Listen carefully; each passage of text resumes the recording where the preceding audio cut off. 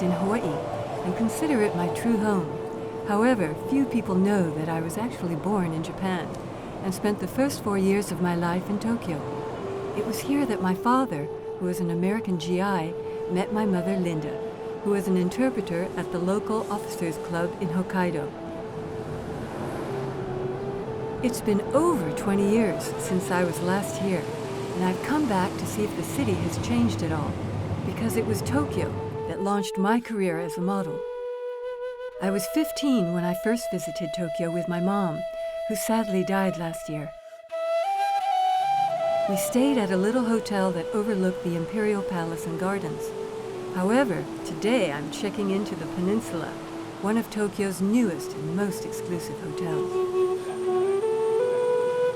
I've been lucky enough to stay in some of the greatest hotels in the world, but I've been told that the Peninsula is leading the way with its technology, standards of service, and luxurious guest rooms.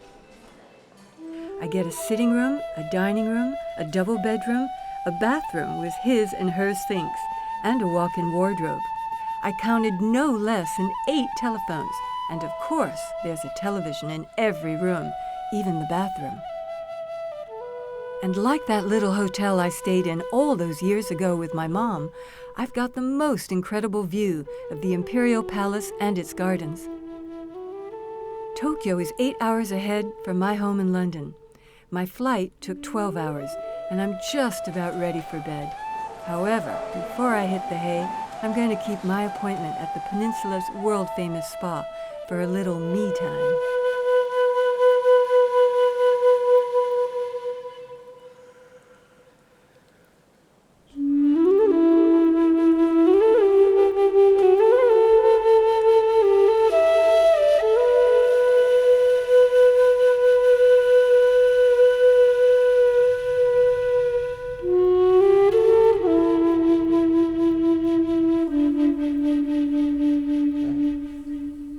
I can't think of any better way than to unwind after a long flight with a fantastic massage. This is just great, and I'm going to sleep so well.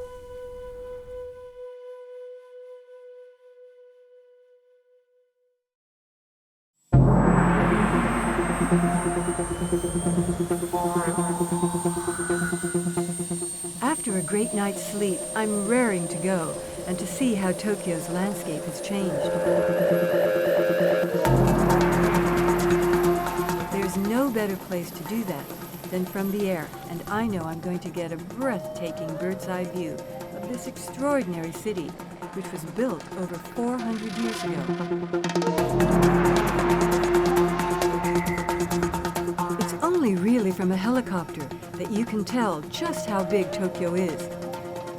In fact, if you include all of its suburbs, Tokyo is the largest city in the world with a population of 35 million.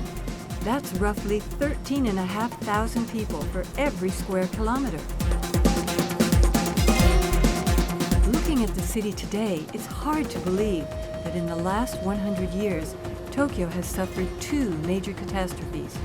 The first was the Great Earthquake in 1923, and the other, of course, was during World War II. During 1945, over half of the city was completely destroyed, and over 200,000 people lost their lives here.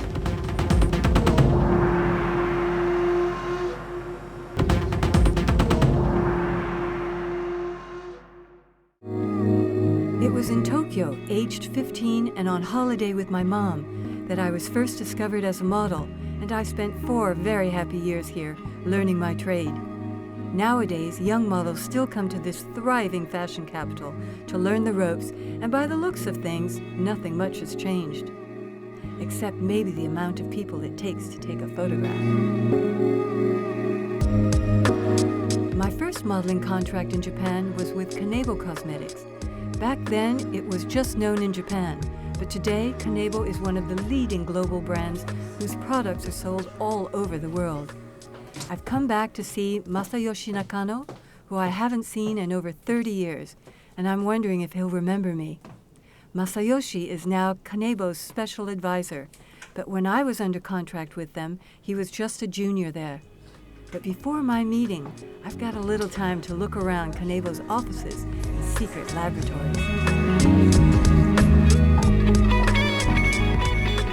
It's so nice to be back, Nakano-san. Yeah. It's so lovely to see you. 今回ものすごい長い時間を経てまさか会えると本当に思ってなかったです。びっくりしました。 Really? 大変嬉しいです。でこれでね、実は僕はこの時ね、これは70年の春なんですけども、まだ僕はカネボウに入社してまだ半年も経っていない、もうメイキャップアーティストに初めてなろうかなとした時だったんです。で僕が1969年10月に入社したんですけども、僕の先輩がこのデザイン画をね、実は作ってたのを目の当たりに見てたんです。派手なメイクだなという印象を覚えてます。 It is an extravaganza. It's something, it's so unusual, but it so defines that period. とにかく実はメイクの幕開けを告げた一枚だったんです。つまりこんな思い切ったこと、メイクは楽しんでいいんだよということを知らしめたプロモーション、それをモデルということでものすごく歓迎されたんです。だから保守的な人も大変多かったんだけども、これが街中にあふれたもんですから、もっと自分も好きにやっていいんだ、色をつけてもいいんだ、口紅派手にしていいんだ。それからね、つけまつげがものすごい流行ったんです。つけまつげがだいたい当時ね、上は2枚重ねて下1枚だから合計3枚ぐらい実は日本人みんなこの時つけたんです。これでNakano-san, thank you so much for seeing me. It's been so lovely Yeah. visiting with you. And you too look the same.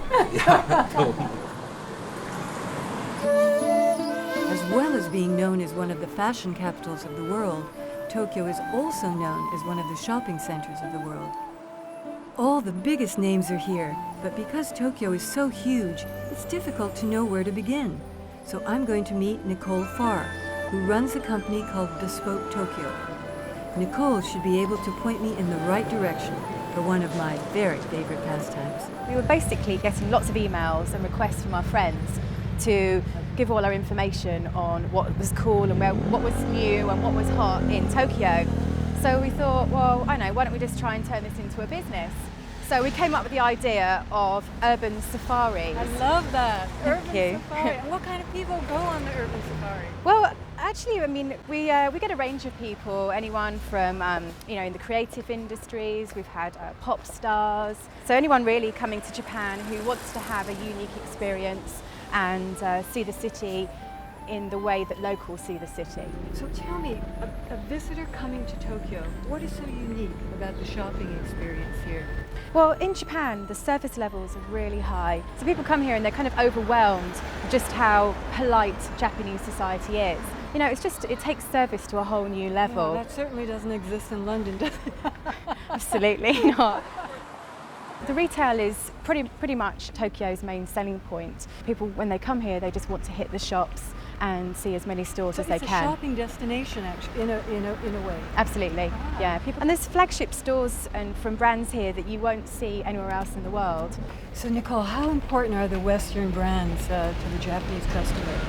Japanese are very brand savvy, and when it comes to purchasing brands, especially luxury brands, the main point of interest for the Japanese is, is it well made? Does it have a good brand story behind it? Does it have a history as well? And for the Japanese, that's probably the key points in any purchasing decision. Recently, in terms of luxury brands, fine jewellery has become just as important as perhaps handbags and clothes as well. So you'll see that brands like Christian Dior are really pushing their fine jewellery here in Japan. And tell me, what is this thing about concept stores? What is that? In Japan, concept stores have begun to a new level. For example, at the Alfred Dunhill store, you have a bar in there, and you just wouldn't find that in other shops around the world. Armani has a spa, and Chanel has a restaurant. So why are the luxury brands so important to the Japanese? Well, in Japan, younger people have more money than perhaps their Western counterparts. They don't leave home as early, so they can actually go out there and explore what's actually out there in the retail landscape, buy more brands, and and kind of almost establish their identity too by buying these brands. If you're really into Louis Vuitton, you establish your group identity by Louis Vuitton because all your friends are buying it too. Yeah, and that is really unique to the Japanese, isn't it? Because for us in the West, we buy to be unique. We want to be different. We don't want to be the same. Absolutely. That's so interesting, isn't Yeah. it? No, it's less about individuality here and more about being part of the group. Nicole, it's been absolutely fascinating. Thank you so much. Thank you. It's an absolute pleasure. Okay, I think I'm going to have a look in there. Okay. Have a fun time. Thank you. Bye. Bathing Ape is one of Tokyo's newest and coolest designer labels. This two-story shop is situated in Harajuku, one of the many shopping districts whose shops include Prada, Cartier, Louis Vuitton, Chanel, Gucci, in fact pretty much every single luxury brand you can think of. But I think this shop, with its incredible design features, including a shiny conveyor belt and huge window dedicated just to trainers, stands out from the rest.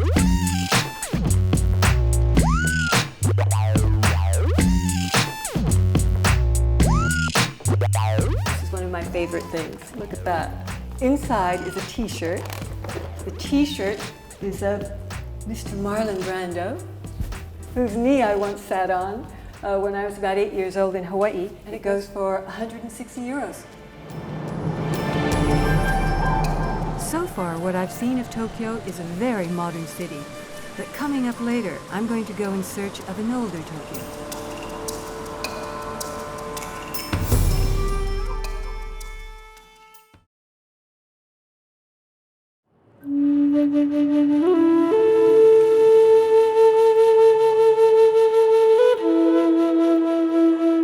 It's been over 20 years since I last visited Tokyo, and so far my impressions are of a very modern, busy city.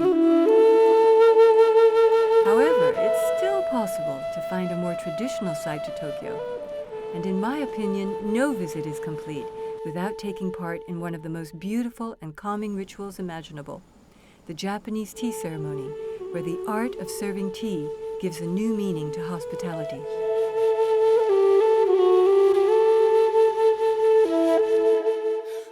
The practice dates back to the 12th century, when a new form of tea from China called matcha was introduced by a Japanese monk named Issei. This powdered green tea was first used in religious rituals in Buddhist monasteries, and by the 13th century, samurai warriors had begun preparing and drinking matcha as they adopted Zen Buddhism, and the foundations of the tea ceremony were laid.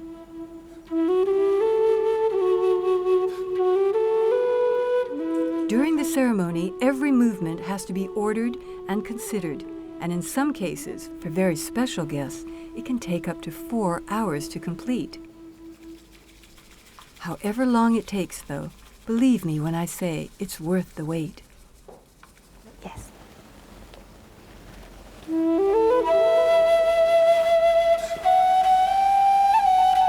Please. Thank you. This is a tradition that is hundreds and hundreds of years old. It's a bit uncomfortable if you've got long legs, but it's really worth it. It's so beautiful, the ceremony. The tea is delicious. And you get to soak up a little bit of that old Tokyo, where outside these windows is a modern Tokyo bustling away.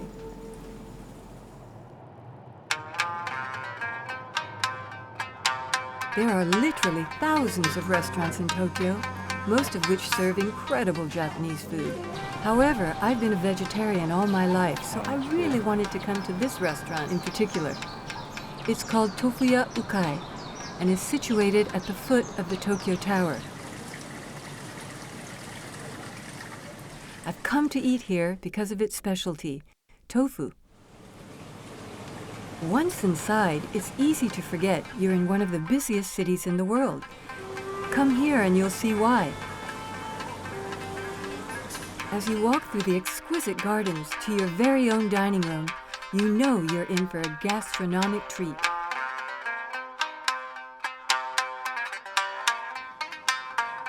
The food is extraordinary and made all the better by being in such beautiful surroundings.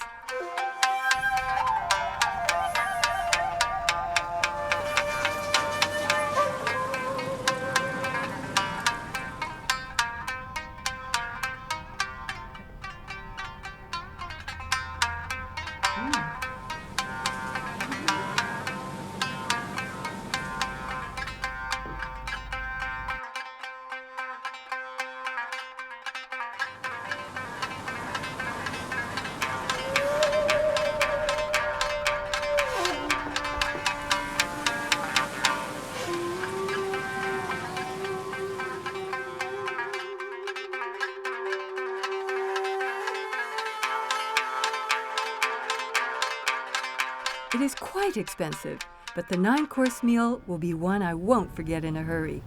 Oh my. I'm off now to see Nick Wood, an old friend from London.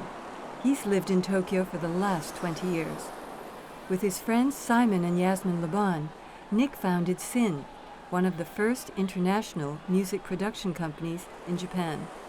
He also owns and runs Le Baron, Tokyo's trendiest nightclub with its bespoke karaoke rooms, including this one in gold. I wanted to talk to Nick about the changes he'd seen in Tokyo over the last 20 years. So Marie, how long is it since you've been back in Tokyo? Wow, it's such a long time ago. I was here in the 70s. I think it was about 1970 to 73. Wow. But when did you come to Japan and when did this all happen? It was my 20th anniversary in February. Wow. 日本語を話しますか? 少しだけ. 本当に? Yeah. My gosh, I would never have imagined all those years ago meeting So you it's quite- at Bailey's studio yeah. that I see you 20-some years later and we're speaking Japanese in a gold room. Yeah. How and- wild is that? But tell me about this place. It's fantastic. Well, Tokyo had some incredible nightclubs over the years, and sadly they seemed to disappear. They got driven out. And a very good friend of mine, Mark Newson, Mark's a frequent visitor to Tokyo, and we said, well, why don't we try and open one in Tokyo? Because we need a place to go. And I'm sure if we need a place, then lots of other people need a place. So we opened Le Baron. There's something about Tokyo that I find absolutely fascinating. It's interesting that you felt that the first time you came, just as a visitor, just as a yeah. tourist. And from that moment on, there was some I always link felt here. like I was living in Blade Runner, you know, it's one of my favourite films, and I think it just, you know, even 20 years ago, there were less foreign visitors or residents. Well, this is what I wanted to ask you, the changes over this period of 20 years, from when you first arrived to now. I mean, you really must have seen everything. Yeah, I've seen a great deal. There's certainly a lot more foreign residents here. I don't know the numbers officially, but it's significant now. So the novelty of being the one of the few foreigners 20 years ago, that's gone away. My studio and where I live is in Asakusa. Yeah, I used to live there. Oh, did you? Yeah, I used to. There you I see. lived there because they had a bathhouse. And it just closed. So I was told. Oh, I was And you know, really sad. Oh, I love that bathhouse. Asakusa onsen. Yes, because in my apartment, as you know, I don't know if it's like that today, but then your bathtub, you had to stand up yeah. to have a bath. In the Asakusa bathhouse, you could go, spread out, you know, lay down, do whatever you want. And it's an onsen. It's actually And it's an onsen onsen, water, exactly. yeah. Oh, I'm so sad that that closed. I love that area. But does the noodle shop still exist? Yes. Okay. Yeah. Cool. Sarashina. So, Yes. the tempura yeah. soba. Yeah. Yeah. Amazing. It's been there a long. that one I don't think will go. Their business thank is too goodness. good. I hope. Tokyo is a very ruthless kind of their building practices, and they'll knock down if someone buys a piece of land and they don't like the building, they'll knock it down whether it's a year old or 200 years old. I think that's the thing that's unique about Japan, that they're constantly wanting to move forward. Yeah. yet at the same time moving forward, but still kind of in a weird way being Japanese and retaining that kind of identity, unlike any other city, I think, in the world. I mean, my hope is that I really want the more of the traditional appreciation, and I not because it's not an old-fashioned thing. It's just such an amazing, gorgeous aspect of life in Japan, like the onsens or the ryokans or I mean, of course, the food. The Japanese really have an appreciation of super well-made products. Why do they have that that sense? Well, you look at their culture, you look at their food, you look at their presentation, you look at their amazing craftsmen, whether it's a shrine, a temple, or a piece of wood on a sushi bar or whatever. They make incredible things. So I think they have it in their their upbringing that beautifully well-made things can last forever. I just hope that many of the small one-man shops can remain in business, and that the Japanese give them, see it as being an important part of their identity. Me too. Yeah. And I hope we see each other again when that happens. Let's not leave it 25 years. Nice to see you. Yeah, thank you. Thank you. It was wonderful to see Nick Wood at his nightclub, because Tokyo really is a city that never sleeps, especially in the Shinjuku district, made famous by Bill Murray in the movie Lost in Translation.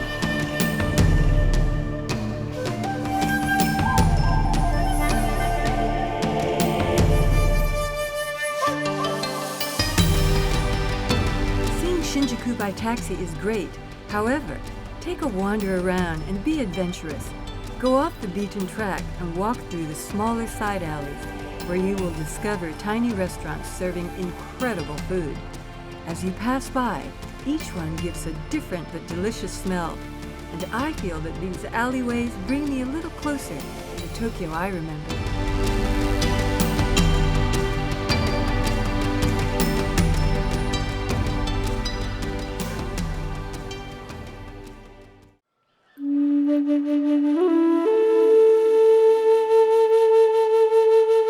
On my last day in Tokyo, there's really only one thing left for me to do, and that's to visit the Asakusa district, home to the city's oldest Buddhist temple, where visitors come to pray to Kannon, the Buddhist god of mercy.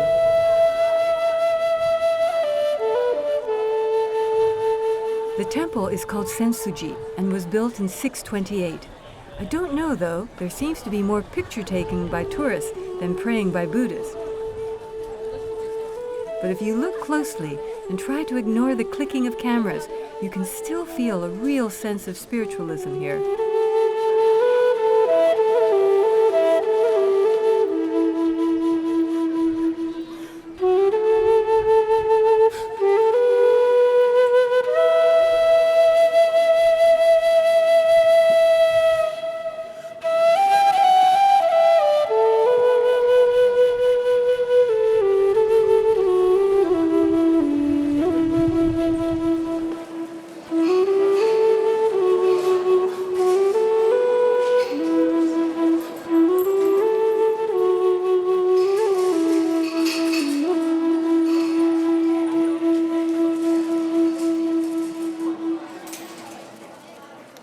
By just taking a short walk away from the crowds, you can find the old Tokyo.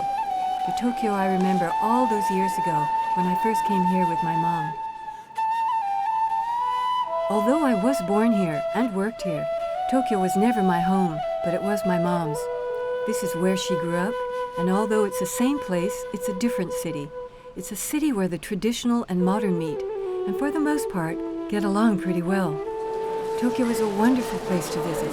And next time, I won't leave it 20 years before I come back.